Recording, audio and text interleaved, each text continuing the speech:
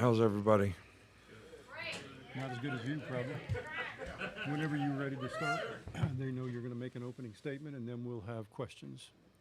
Yeah, well, I think that I couldn't be a prouder of a bunch of guys on a team that has come so far from where we were second, third game of the season. I think this is a great example for a lot of people who want to be successful in terms of the perseverance that these guys showed, the character that they had to overcome adversity, the resiliency that they played with, and they're truly a team. Everybody's together. Everybody trusts and respects the principles and values of the organization and the program and buy into them. They're all responsible for their own self-determination, which means they can go do their job. So I couldn't be prouder of a bunch of guys, the progress that we made, the way we compete.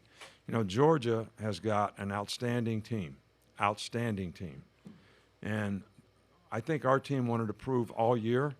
There was a lot of naysayers early in the year, so we wanted to show people what we could accomplish and what we could do. There wasn't a better stage to do it, to play the number one team in the country who had won 29 games in a row.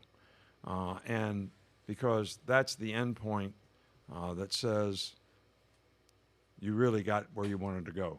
You were able to go out there and compete in a game, play for 60 minutes, which it took all 60 minutes, and to win the SEC championship, which is, in my opinion, really, really significant. It means a lot to me. This is a tough conference. I mean, we got like 5 teams that are ranked in the top 15, and we got to play each other. And I think we played 4 out of the 5.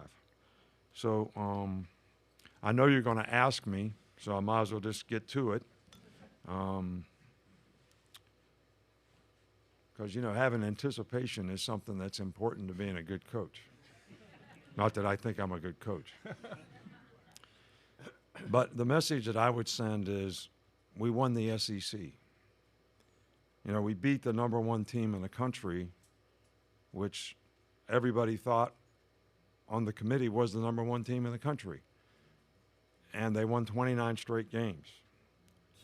So if we needed to do something to pass the eye test, I guess that probably contributed to it significantly.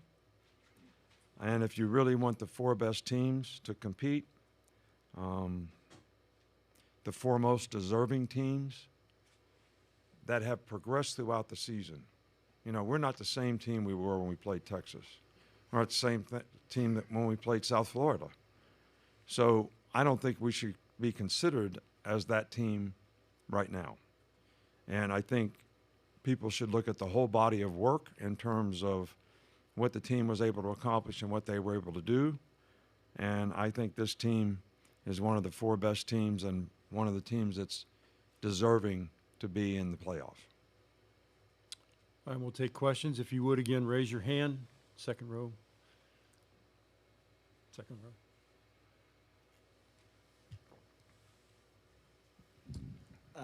Nick, you obviously made your case for the playoff. What would your response be if the committee disagrees? I've disagreed with them before. I disagreed last year. So I respect them. I know they have a tough job. I know there's a lot of good teams. But I'm just speaking up for our guys on our team who have busted their butt all year long to accomplish what they've accomplished. And I think that needs to be recognized. Right here. For Jalen, Coach has been very complimentary of your season and your progression. What can you say about his coaching job? People are saying one of the best years he's had as a coach.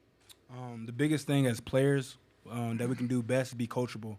Coach Saban, the biggest thing I want to do is be a sponge for all information because at the end of the day, all of our coaches are pushing us to be successful. And to speak about our coaching staff, man, they push us every single day. And we set short-term goals and long-term goals before the season even started. And the biggest thing we had to do as players, be coachable, be receptive to all coaching, and just try and find new ways to improve and get 1% better each and every day. I think our coaches did a fantastic job with these players. Fantastic job of helping guys develop and improve And I really appreciate our staff of people who contributed to the success of this team. It's not about me. It's about everybody on the team who contributed to the success of this team, players and coaches alike. Back here in the middle. Jalen, you guys get the ball back. They had just cut it to 20-17. All the momentum was on Georgia's side. Place was going nuts. What's going through your mind? How do you stay calm in that moment to engineer that drive to score again? Singular focus. That's the biggest motto that we had going into the game. It's all about singular focus and doing our job. It's all about response, you know. And the biggest thing that we have on this team that contributes to any success is the family acronym, Forget About Me, I Love You. And I think we do a really good job with that, and it was all about singular focus each and every drive. Back here. For Dallas, I mean, what has it meant for you to have Coach Steele as a defensive coordinator? I know you mentioned him back in the summer, but what has he brought to this team from start to finish, having Coach Steele in here? You know, just the main thing that Coach Steele has, you know, instilled in us is just holding us accountable every day in practice, you know, having the right practice habits, and, you know, just going about practice how you play. So, you know, everything that we do before the games and everything, you know, it's just all a display of what we do in practice. So, you know, you just practice how you play. Front row right here. Question for Coach Saban. When Georgia played Georgia Tech last week, Tech got a couple of touchdowns on a fake toss with the quarterback cutting it up the middle, just like the play Jalen ran at the end to kill the clock. Anything from that game, scouting-wise, leads you to believe that play would be successful? Well, I can't say that it exactly came from that game, but, you know, we watch almost every game a team plays the whole season, and you're always looking for things that people had success against them, things that created issues for them. So, and that's something that I think our offensive staff did a really good job of, to have some of those plays in the bag when we needed to take the air out of it at the end of the game and not give them the ball back. Right here. Nick, a year from now, the likes of Georgia and Alabama, and even Texas will be playing for seeding probably in this type of game, maybe even for a bye. Can this moment ever be like this where it's so intense, so much on the line? I know the SEC championship's important, but we're kind of at the end of an era tonight.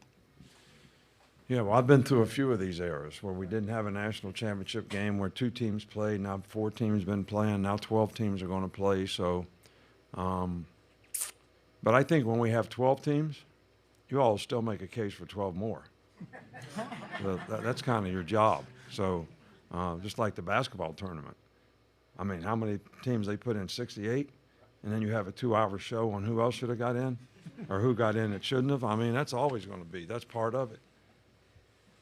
That's what you do to create interest, which I appreciate. Yeah. But there's one other thing I want to mention I appreciate. We had 2 hellacious drives in this game, all right, that this guy contributed to, and some receivers made some great catches too. Right before the half, scoring right before the half, and when they got 20-17, which you've already mentioned, that was a great drive. And a necessary drive, no doubt, but a great drive. A lot of plays made in those 2 drives. Back here in the aisle. Coach Saban, what can you tell us about the status of Kool-Aid, and also just please assess the play of the secondary today? Other than the one big play that we gave up, we didn't play well early. You know, the first drive, we were sort of out of sorts. We settled down and played pretty well. We gave up the one big play over on their sidelines, which led to a field goal. And then we got really bad field position on the punt return. It wasn't a very good punt. Guy did a good job. They put 2 returners back so they could get the ball fielded, and they hit us. So I thought they did a pretty good job. I think Georgia's got a really good quarterback and really good skill guys, and I thought they did a pretty good job of limiting their big plays. Kool-Aid has a concussion. So he goes in concussion protocol. We'll figure out how bad it is, how long it takes, when we clear. I mean, all the testing mechanisms that we have right now, I think are really beneficial to players not getting multiple concussions. So hopefully our medical staff has always done a really good job of protecting the players when these things occur. Coach, a couple of weeks ago, you said this team had been taking years off of your life. The last couple of weeks, have they done anything to help you find the fountain of youth, especially with tonight's win? You know how tired I am right now? I mean, I'm happy as hell we won. My speech in the locker room after the game was one word: celebrate. And I had just enough left in me to do the dance. Just enough. Right here. Jalen, this team has been talked about today, has improved so much as a season. I know you guys felt like people would kick you to the curb. Now that you've completed the regular season and won the SEC title, do you still feel like that some of that doubt's out there? The biggest thing about this team is we know there's unfinished business. All we want to do is improve and get 1% better each and every day. But we do have to acknowledge the journey we've been on. And I can do only be just complimentary of the guys in the locker room, because at the end of the day, when people doubted us, we continue to work hard. We just trust in the coaching staff that continues to push us each and every day. We have a good leader like Dallas right here next to me that pushes our offense as we compete on the practice field. So there's a lot of elements that allows our team to keep on pushing towards the final step, but we're nowhere near the finish line. We're constantly trying to get better. Coach, and for Jalen, Isaiah Bond had 4 of his 5 catches on that last touchdown drive. Just talk about the way that he's been so clutch this entire year, specifically against Auburn, and of course tonight. Go ahead, Jay. Well, it contributes to practice habits. When you practice well at practice, we implement different things that you can do in the game. So I think that's the biggest thing that correlates to the game is how well he practices. He plays with a lot of speed, and then also he does well with the game plan. So Coach Reese just game plans very well with IB, and he continues to just work hard. So he's a great resource for our offense to keep us going. IB's been great all year, and I think the one word that I would say is he's very consistent in practice as well as the game. And if you're a quarterback, you want to be able to trust your guys that they're going to go run the right route at the right depth at the right time and show up in the right place. And I think he does a great job of that. And he's got great speed, so, that's always helpful. Right here. For Dallas and Jalen, what would be your message to the committee about why you deserve to be in the playoff, or do you kind of let what you did on the field do the talking? I mean, honestly, I don't really like to talk too much, so, I just like to perform on the field, and, we clearly had a very good game tonight, very big win. But, we just let our players do the talking for ourselves, so. No, I got something to say. Georgia number 1, right? You beat the number 1 team. What do they consider us? What does that consider us? But at the end of the day, that's out of our reach. But the biggest thing we got to do is trust the process, keep getting better. But we beat the best team in the nation considerably. So what do y'all consider us? Wank. Coach Saban, 2 questions, if I could. Can we see the dance, 1? And 2, the play of Trey Amos and the opportunity that he had. Yeah, well, he's been playing for us all year. Trey's been playing in dime all year long, and we consider him a starter. When we move Terry on to start and play him on 3rd down, and he's done a really good job, and he did a really good job tonight. So he's been playing for us all year, but we have a lot of confidence in him, and he did a really good job tonight. So, and I can't remember 2 questions at a time. Can we see the dance? No. It's bad. On the aisle, second row. It's bad. I mean, ask them. It's bad. We sat in here 2 years ago and he talked about yummy rat poison. Just how does it taste this year? And also, has there been a value to kind of letting those external factors get into the team? And you talk about naysayers and doubt, and it seems to have motivated them. Well, I think that's an interesting point that you bring up, because one of the motivating factors for this team all year long is they wanted to prove who they were because of the criticism that they got. All right, now this validates winning the SEC, beating Georgia, beating the number 1 team, kind of validates who they are. So then the next challenge is how do you deal with success? How do you deal with success? And that'll be the next challenge for this team, because I think I agree with Jalen that we should acknowledge the fact and celebrate the fact that we won the SEC championship. That's significant. And but now, if we have an opportunity to do something else, what's going to be our internal motivation to want to continue to be successful? Right here in front. Coach, you discussed the value of the tight end and that matchup. What did you do today to minimize number 19, Brock Bowers of Georgia? Well, after the first drive, you know, we played almost all split safeties. And the one McConkey caught to the 1 yard line, we were in middle of field coverage. Middle of the field coverage didn't do us much good today.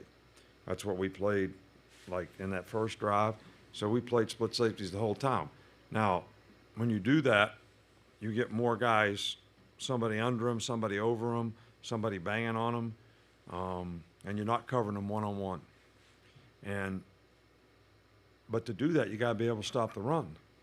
And our guys did a really good job with all that split safety stuff of stopping the run today so we could play it. Because we went into the game thinking we couldn't play it. But after the first drive, I said, can't get any worse. Let's just start playing it, because that was the plan. That was the plan that we wanted to take them away, and the guys did a good job of executing it. One last question from anyone? Oh, okay, I'm sorry, back there. Hi, Coach. Could you speak a little bit about the progression of Emmanuel Henderson as a player over this year? Emmanuel has really developed nicely as a receiver. He's got great speed. He really didn't play that position in high school, so sometimes it takes those guys a little longer to develop, you know, the confidence, the skill set. But he has done a phenomenal job. He's been a good special teams player for us. He got hurt early in the season, so he missed some time, or he'd have been a much more significant, would have made a much more significant impact, I think, this year. But he's been very valuable for us all year long. Coach and players, congratulations. Thank you for attending, and appreciate everybody being here. Thank you. And, you know, I do appreciate what you all do. You create a lot of interest. I know sometimes I get criticized for being a guy that doesn't like the press, but I really do like you. I like what you do. And you do a lot to give our players a lot of positive self-gratification, and you also create a lot of interest in our game, and I think that's important. So thank you for that. Thank you, guys.